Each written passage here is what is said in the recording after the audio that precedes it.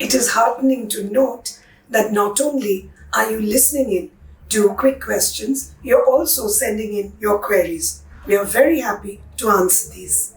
What if someone is sleeping a lot but still feels tired or sleepy right after waking up? How do we label that? We don't essentially have to label that, but if you're looking for a label, maybe hypersomnia fits the bill. It is an opposite of insomnia where there is lack of sleep. This can also be brought about through depression, where one feels the need to sleep more and more, often seen as an escape mechanism. So one needs to check whether it is poor quality sleep or is there underlying depression. What is delusion and hallucination? Delusions are disorders in thinking, whereas hallucinations are disorders in your perception.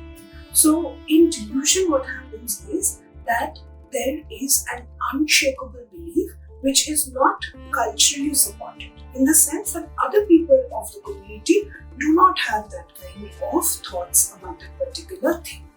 Whereas hallucinations are created out of thin air, which means that although there is nothing of the stimulus, we are perceiving it. These are both disordered condition and only happens in some mental health issues and illnesses. You mentioned what keeps us awake, and there were 3 options.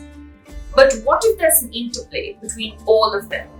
For example, what if a disturbing thought keeps someone up, so they reach for their phone to distract themselves, and then end up unable to sleep because of the excess screen time? This kind of cycle is really common now, and for some of us, it happens almost unconsciously. That is correct. Often we get into this habit of scrolling our phones when we are anxious about something or we are perturbed about some situation in life, and we are reaching out for the phone. But why are we reaching out for the phone? Is it giving us any particular functional solution? We have to think about our sleep routine as a sacrosanct thing, in the sense that I'm going to maintain those boundaries for myself, and for that, sleep hygiene is very important. So reaching out for the phone if I'm anxious is not going to help you. So concentrate on other means of supporting self if you are anxious. Ma'am, I'm feeling anxious to join a new job, leaving parents and husband who will be abroad. How to overcome that and the self-doubt whether I can continue with the job? Life is going to present you with a lot of circumstances which are going to, make you choose between your family and your own career prospects. It is a choice that you have to do for yourself. It depends on what you wish to prioritize at what stage. It is important to understand that often we cannot have our cake and eat it too, which means that you will have to forego one in order to take care of the other. We would recommend making smarter choices by drawing out a pros and cons list, meaning chalk out the benefits of each of your choices and then decide accordingly. What can be done for ourselves, those who work with others' mental health issues, where you know what should be done to maintain your mental health? But if you're working in a setting where you don't have time to eat, drink water sometimes, and to do other necessary stuff for sustainability, how can we think about our own mental health and what can be done in a situation like this?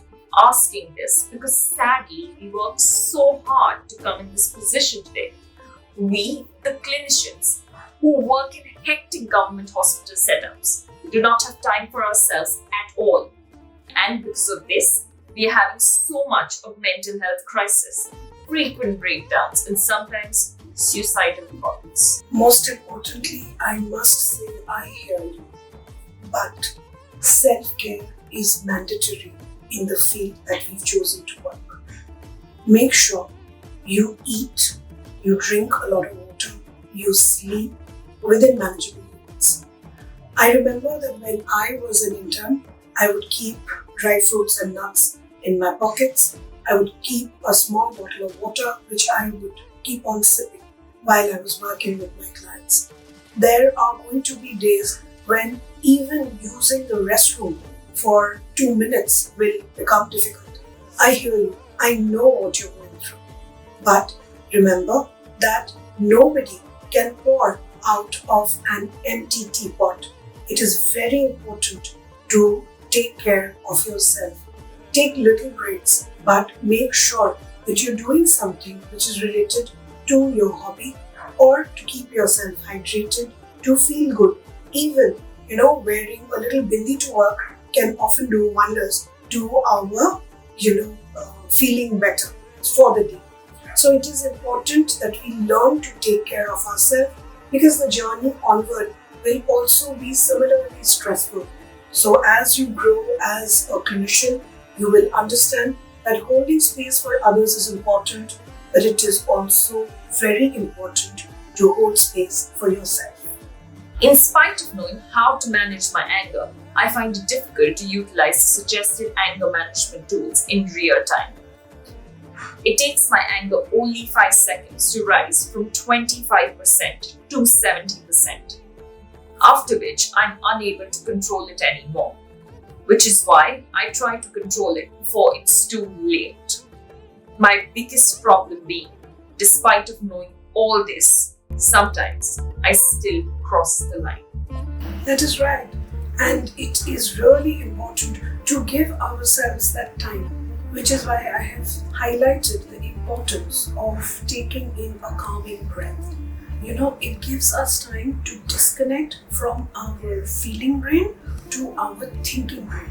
The moment we allow judgments and our thought process and rationality take over, we take more practical decisions. So I understand that it is difficult, but with practice, it can be done.